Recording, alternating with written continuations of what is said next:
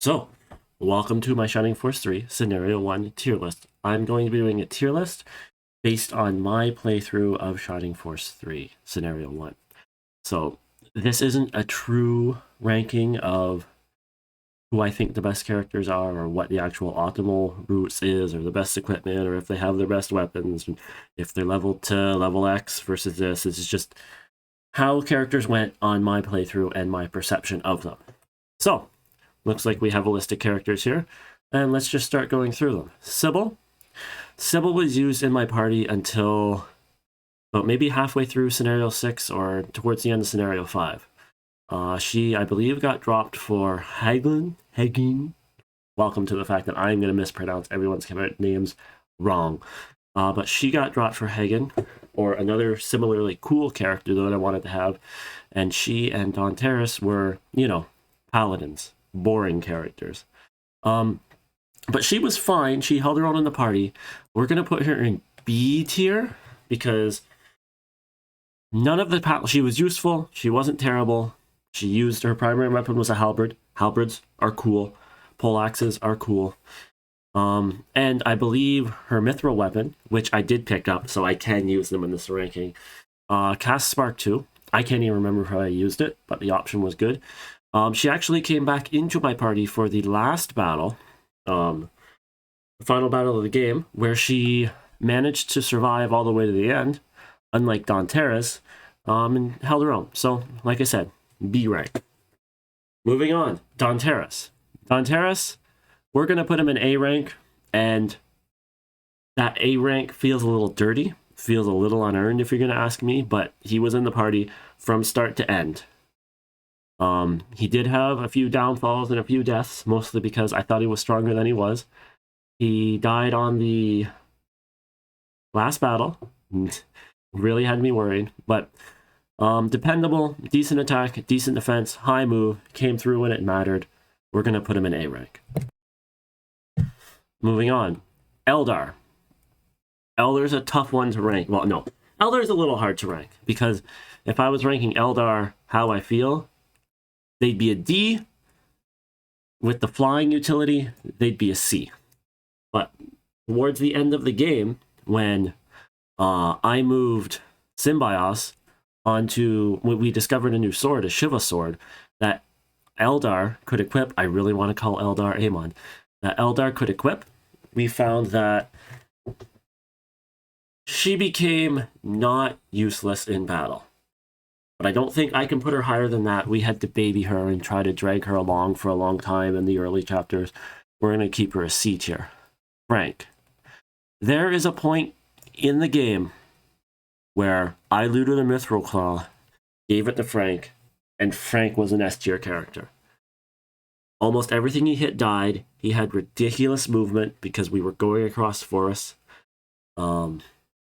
But towards the end of the game, when everybody started getting their mithril weapons, Frank became a little less unique, and his defense flaws became a little more apparent, and he just didn't do as much damage. But he certainly did have a run there for a couple battles where he was like Xylo in Shining Force 1 when you first get him, and you go over the mountain area, and he just kills everything, and he doesn't have movement penalties. And he's also a werewolf, so that gives him some extra points as well. So we're going to put him low A tier. We're going to put him behind Donteros, I think, just because his strength is literally tied to a weapon, and without it, he would be B tier. Finding.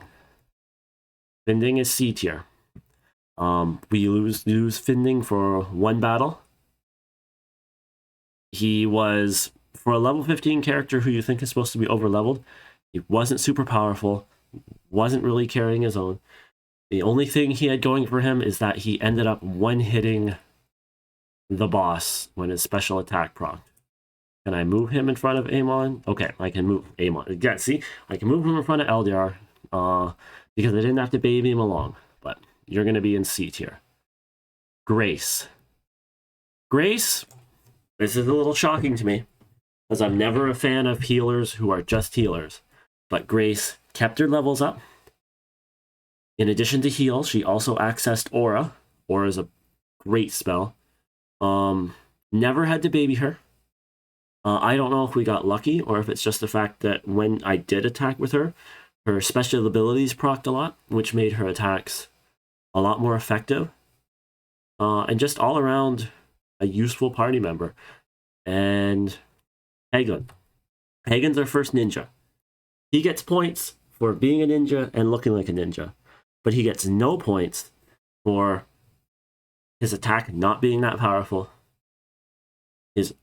I'm not sure if I think his only spell is sleep, which is great and has good utility for when you need it. There's a battle where you have to put Spiriel asleep or kill her. And if you kill her, you don't get secrets later on in the next playthroughs, in the later scenarios. But Hagen was a little disappointing to me. We're going to keep him in B tier, below Sybil, because I don't think I could ever send you out on your own and survive. Hayward. Shocking to me. I am not a fan of archers. Archers can get out of my party as soon as I show up. But Hayward kept dealing damage, kept his damage output high. Borderline team MVP at times. Not much else can be said about him because he's an archer and because they're boring, but he more than held his own. Horst. We're going to go C rank for Horst. Horst was barely used. I was thinking of at one point using him to replace Albright because I got access to a heat axe. But also around that time I got access to a revenge mace that made Albright basically a stud that rolled through everything. Horst held his own. Horst was fine. He was just uninspiring. Irene. Hard to rank here. As a master monk, both master monks, I found their attacks the majority of the time to be lackluster. It's hard to live up to the Shining Force 2 monks because you can make a pretty good argument that the Shining Force 2 monks are overpowered, but they felt much more in line like Gong, the Shining Force 1 monk, where, you know, his attack was okay, and Irene's attack was okay. And their magic, obviously not good as Grace, and the MP not as good as Grace, so you're a limited healer. But what gets Irene up into A rank is kind of what got Frank up into A rank. There's a point in the game where you could loot a Magna Glove, I believe, and equipping her that Magna Glove let her hit like a monk should hit. And if she can hit and she can heal a little, that's an A+ class. She's not an S because she can't take hits. Julian's only going to be a B. And the reason is I only had Julian for a couple battles. And that's it. If I had him for more, he would have been in A rank. He was very good. I believe I made him, I have an MVP list on my videos. I believe I made him the MVP of my playthrough. For the chapter he was there. He just wasn't around long enough, and he wasn't overpowering in the time that we had him. He was just fine. Justin C. Justin's below Eldar. Eldar could fly, and Eldar at one point had utility. Justin showed up, promoted character, Centaur, thought you would have great movement. I was excited to have a horse archer. Movement was only 5, I think. That's less than great. He's an archer. Automatically low points for me. And he never really could get going. Even in the final battle, where you have some time to grind people, Justin really didn't grind himself up too much. Only was level 4 and was basically a liability throughout the whole game. You could say throughout the whole game, because when he showed up, I had to take someone out of my party.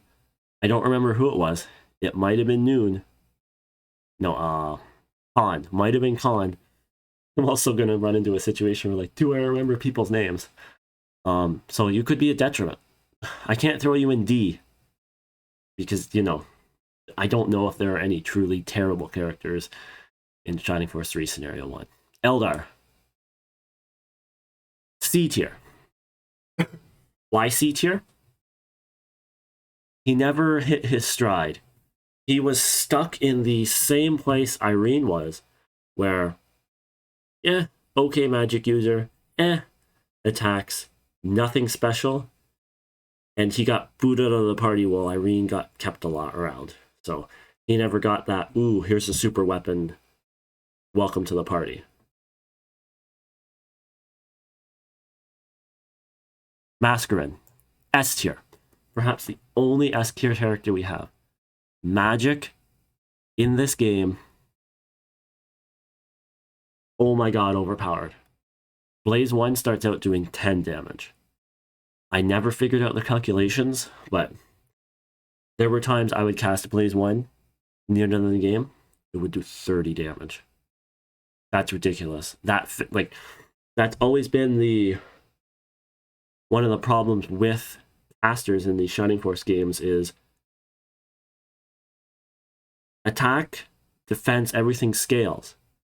So, like I said, you're doing 30 damage a hit towards the end of the game, but you cast Blaze 1 in the old Shining Force, 6 damage, 7 damage. Useless spell. I think they may have overbuffed the level 1 spells to do too much damage. In addition to that, Masqurin learned Bolt 2, Bolt 3. I think she had Bolt 3 by the end of the game. Which has a huge area of effect, does a ton of damage. And also, we picked up I think it's a Wendigo wand. Picked up a Wendigo wand for her. And that gave her a summon. And if you know something about summons from Shining Force 2, that allows for higher damage output to a single target. And it gets spread across other targets. So it just gave her a little more utility. Gave her a little more damage to deal. Noon. Murasame. It's not Massamune, it's Murasame. Hard to rank you. I'm going to put you above Hagna, even though I used Hagna more. I think your spell utility is more every day. Sleep was a specialized ability, but in addition to having Blaze, I believe he had Resist and I think Attack Up or some other spell of that nature. Didn't use him much. Again, like Hagna, a little underwhelming for a ninja. Here comes Noon. Noon, we're going to put low A rank. 2 reasons. 1, I think Masqurin shows them up so much that it makes Noon look bad. 2, whatever boost Masqurin is getting to her magic, Noon seems to be getting a slightly smaller boost. Comparable. They're both 1 spells. I don't have the numbers, but let's say Masquerin's would do 20, Noon's would do 15. I don't understand the reason behind it, but it held Noon back a little bit. Also, spell-wise, mostly the same spell pool as Masqurin. It was just, I'm not sure if you were Blaze, Freeze, Bolt, but you were just 3 area of effect spells. Albright. Albright's hard to rank here. Endgame Albright on my playthrough, I might put him in S, but there was a point in the game for the first couple chapters where Albright was looking to be C tier and looking to get dropped right out of the party. But what saved him was we looted a Revenge Mace, and that Revenge Mace seemed to be a weapon that was too early for him to have, and pretty much turned him into a one-man army, because as a gladiator and a warrior, he has high defense. So I could just send him towards pockets of enemies, and it'd just be like, Albright's handling this section of the map, you guys deal with the other. And he was like that for chapter 4, into chapter 5, even into chapter 6, he wasn't as beastly, but he was still, he was then at that point a gladiator.